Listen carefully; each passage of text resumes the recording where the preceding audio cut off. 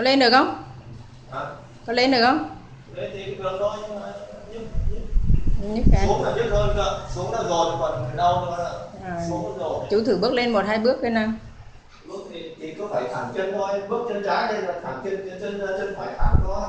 À, tức là bước chân là phải thẳng cái chân ra chứ không co được đúng không? Bước này để cho chân phải không được quấn. Vậy hả? Bây giờ hiện đang rất tê. Rồi, vậy thì được rồi, thôi đi xuống đi. Rất tê.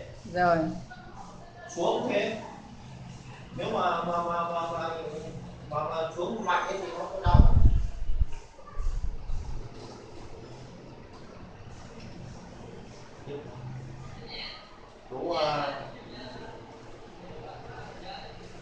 Chú lên chú phải bò cầu thang nhức quá. Nhức quá phải bò cầu thang luôn nè. Đó thì vấn đề là bây giờ nó thoái hóa, tuổi già rồi nó nhiều vấn đề lắm đúng không ạ?